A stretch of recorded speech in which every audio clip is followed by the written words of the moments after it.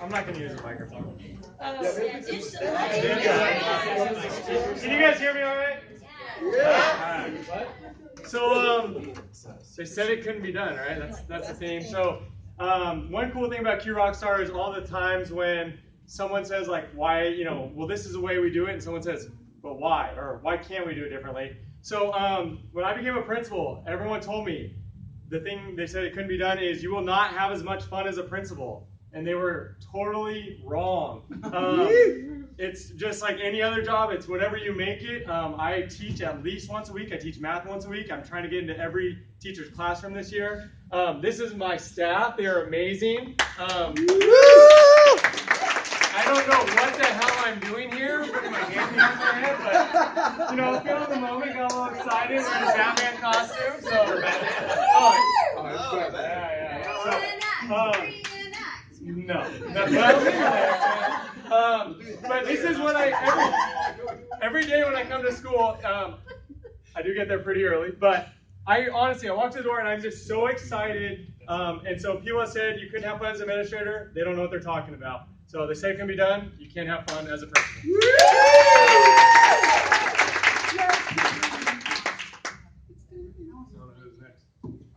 All right. School equals textbooks, right? But what if kids could get their information? Do you think you could have a school without textbooks? Yes. Yes. Would you have a school without textbooks? Yeah. Hell yeah. What if your information came from something teachers created? First grade, kindergarten. I know what you're talking about. What if kids got their information from the internet? In first grade, or each other on the carpet. Can kids learn from each other? They don't need textbooks. And people are really skeptical. They think kids don't actually learn something unless you have a textbook. Put your fingers up. What grade do you think this writing is from? So first grade. It is first grade. I think first grade, tons of academic language, not a single textbook, science and social studies. Learning to write, that's a paragraph that their class wrote. Each color is a different team. Does learning look like this at your school? So, my name is Jennifer. I'm the principal at Star Academy, Natoma Star School. How many windows are in our school, everybody? 0! How much grass is in our school? 0! How many students apply to attend our school next year? 752 people. So, if your administrators are saying you cannot have a school without textbooks, no one can learn in it, they're wrong.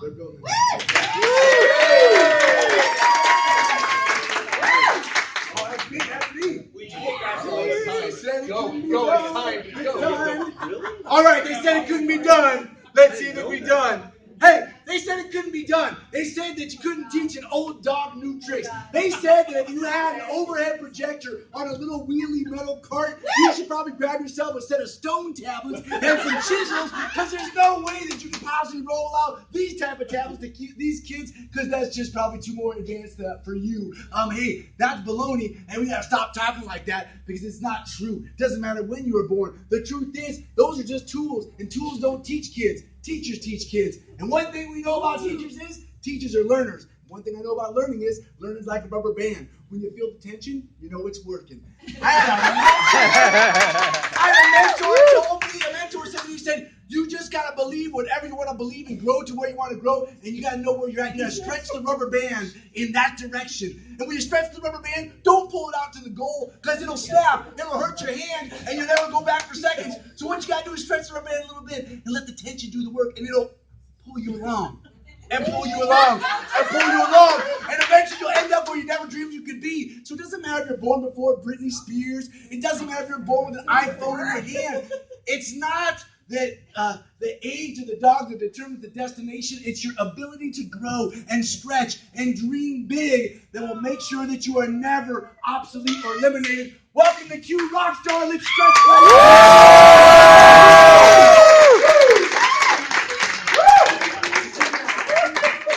I hate to follow him. I'm not following him. the slides. Ryan! Yes, it's me. There you go. John, you want to come up and do this? Where's the clicker? All right, so I'm a middle school science teacher pretending to be a director of technology on year number 4. On my very first day, or actually like my first year, we decided, wouldn't it be cool if elementary kids had Google accounts and access to YouTube? So starting 3 years ago, something that many people told me couldn't and shouldn't be done, is we gave all of our elementary kids access to email, starting in first grade, and they can get to YouTube too. And this is my most favorite email of all time, and it was to Miss Julie Torres in the back there. And in this room, why I love this email is it caused 2 of my pain in the rear end high school teachers to retire. So let me read the email to you. Dear Mrs. Torres, which this was spent at 4:07 p.m. on February 5th, 2014. So this email's 2 years old. And so school gets out like at 3:15, just like an hour later. Dear Mrs. Torres, I'm stuck on my math homework and I don't know what to do. If you could help me, can you please put a video of the math homework up, please? Thank you, your student, Grace. This is from a 2nd grader to Mrs. Torres in the back asking for homework help. So I love this email for 2 reasons. One, shows that if we give kids tools, they will use the tools to express agency for their own learning, which is amazing.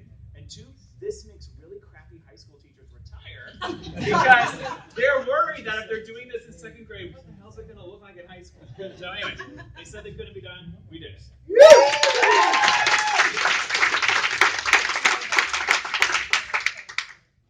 Hi guys, my name is Josh Harris. I work in Fairfield. So I want to talk to you real quick about those kids. Those kids. You know those kids. Second I said those kids, an image popped into your head, right? You can't do this with those kids. Well, we want to try that. Yeah, but what about those kids? So in our district, you can't go one-to-one with those kids. So guess where we started? We started in our Title I schools. So what happens is, we're going to let them take them home. Oh, you can't let those kids take them home. They're going to get broken. And guess what? They all come back. You can't let those kids take them home. Their siblings are going to, or their parents, they're going to sell them for drug money. And guess what? That did happen.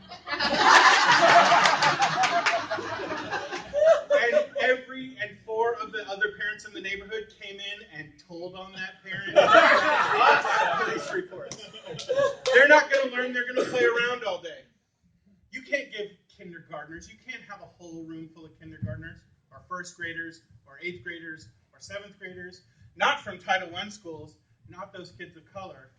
Guess what? You totally can. It totally works. And those kids rocket past everyone else.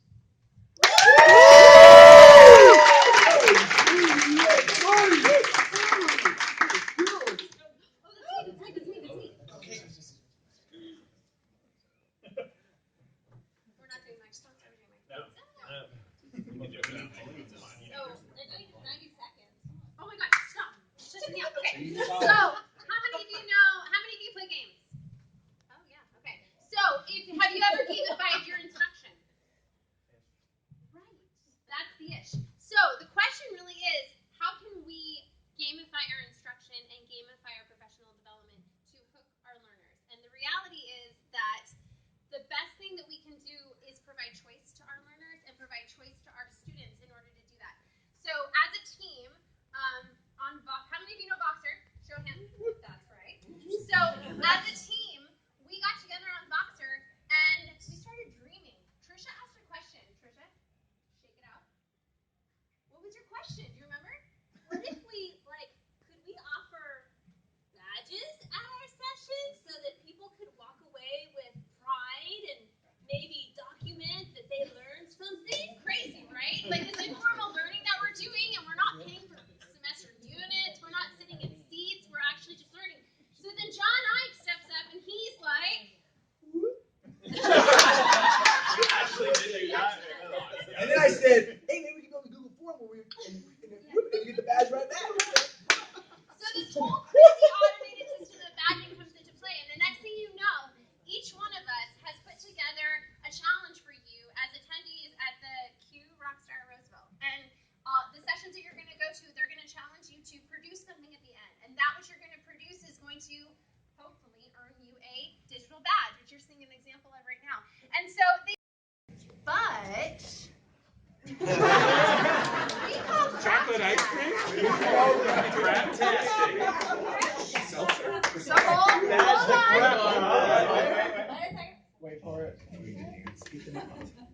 Wait for it. Did you gamify? Please let the internet be on.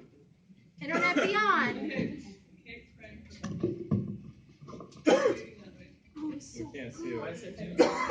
Oh wait, here it is. Here it is. Move it up.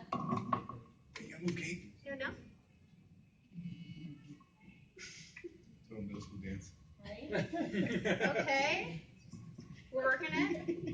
You guys just dance. Just dance. Okay, here we go. Just dance. Thank you very much for that. Come on, Greg, sing it. Dance. He was going. Where is it? That was it. You like gamifying? Can you hear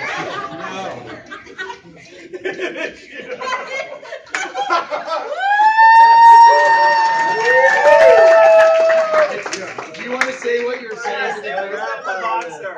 I auto-tuned Christina saying, What did she say? we're going to gamify the crap out of it.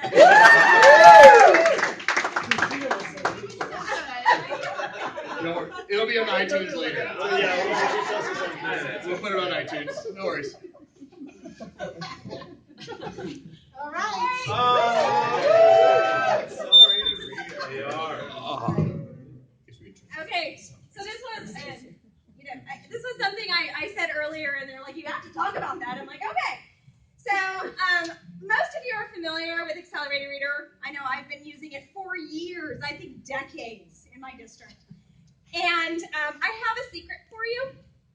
Is it working? It's the devil. Woo! Yeah. So I'm just here to inform you. I want you to meet, this is Jeffrey. He's my son. He loves to read. Currently right here reading a non-AR book. Loves to read, but every grading period, you will find him knock on my door, come into my house. You'll see him in tears, flailing on the floor. I'm not going to meet my goal! Because, every time he meets it, which he does every grading period, he does meet it, then they raise it. What the frick, right? He raises it. So he's like, yeah, whatever.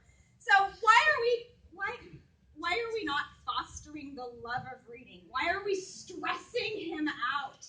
So my plea to you, and the one thing that's happening actually in my district, and I'm in Roseville City, is we are actually getting rid of AR next year, which is, it's not because of people like me calling it the devil, it's actually because it's too expensive. But nonetheless, I agree. What a great opportunity for us, though. We should be fostering reading. We should be talking about books. We should be writing about books. We should be creating amazing projects about books. We should be fostering the love of reading and not the stress of reading. Let's teach our kids to love books, not passing tests.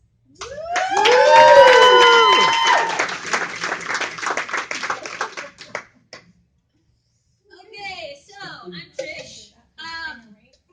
They said that students couldn't have choice in their own learning because, yes, all middle school students that I teach would love to watch me for 45 minutes talk at them, right? Well, you're my fan. So in my room, students are working together, and oh my God, they have their phones out because that is their choice device. They're collaborating. They're teaching each other because they have choice to do so. And guess what? I don't know everything. So I make the choice to have my kids have choice so I can learn stuff, right? And I learn the most when I give them free choice on a computer in a lab that has access to YouTube and access to a lot of things. I learn what games they like. I learn what movies they watch. I learn which anime they like, right? And then because they get choice, I create better experiences for them, right? So they said students can have choice, but guess what? When they do, learning soars. From a binder. And I couldn't do creative and interesting experiences in my classroom. They said no to projects. They said no to YouTube. They said no to everything. And I said, we can do this. And I brought in creativity. I brought in lessons that involve hands-on experiences for the kids. I haven't touched my textbooks all year. In fact, the only I will be touching a textbook next week to smash eggs. Yeah, I'm going to drop a science book on top of an egg and they have to protect it. So that's my only use of the textbook this year. And I'm still using last year's paper. So I have 3 cases of paper I'm selling at the end of the year for Starbucks. So this is what I do in my classroom. This is a Lego club, 7 a.m. in middle school.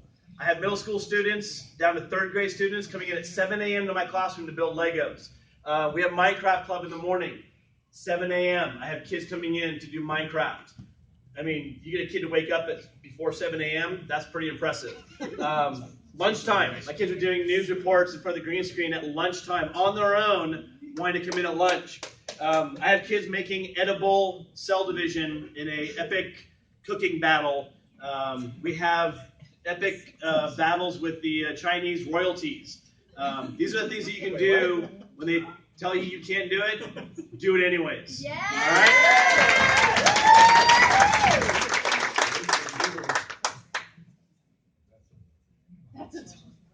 Did you have one?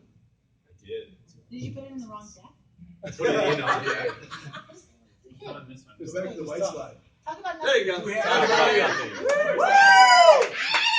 Hey, you're that guy. Check this out. I am. Yeah. So my what is it? What couldn't be done? So what they said couldn't be done was for me to graduate high school. And I know this last Christmas, I got a gift. My mom was sitting there, and she was so excited. You know, when they pass out gifts, but sometimes there's a special gift, and it's sitting over there, and I'm like, this little piece of paper, and I'm like, pull this thing out, right? And my mom, you know, now I'm 44 years old, and she's quieted the whole room. She's like, hey, everybody, you know, Daddy's opening us a gift. And I open up my gift. I'm like, what the hell is this? And I pull it out, like, I hope it's a check. Anyway, and I pull it out, and it was my high school report card. And it was not good. and then it was a laugh for my daughter, who's now 15, and it brought back a flood of emotions of, I knew I was going to graduate high school.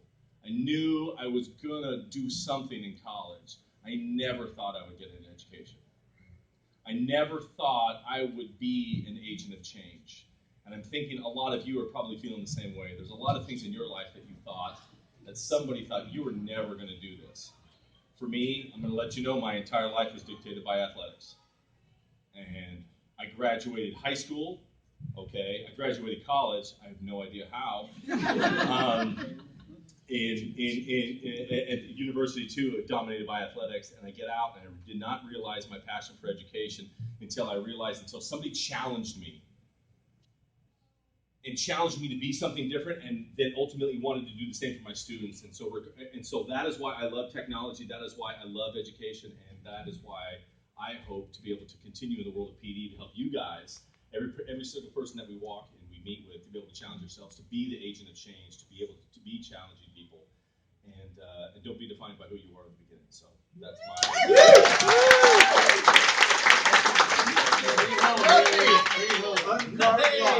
Do we have tissues out? How many people have attended a Q Rockstar before? Nice. They're usually at very exotic locations, correct? Like Tulare. That's Tulare. Tulare. So when the idea came to bring this up, Rockstar up in this area, they said it couldn't be done. We couldn't get enough people. I'm not going to name anybody at all. Someone over there maybe said it couldn't be done. Another person who said it couldn't be done, his name starts with the letter John. Not John Ike. Something like They said, don't even try it. You're not going to get enough people up here. You're not going to be able to sell out. You can't get enough people up here. But because of Brandon and Christina not taking no for an answer. And because of all of you and the names on this list, we're able to get this to happen. It's not about us. Well, it's about them too, not taking no, but it's all about you also, and able to get this started to happen. So for what we would probably all have to say, and what we would have to say is, hey, that's right. And we'll end this with. What's his session? Let's go get some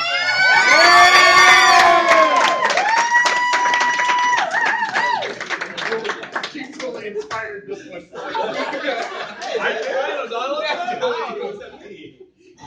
When I saw this, I thought of you. That's not positive, by the way. That's not a good thing. Yeah, that's right. Just stand like this. So,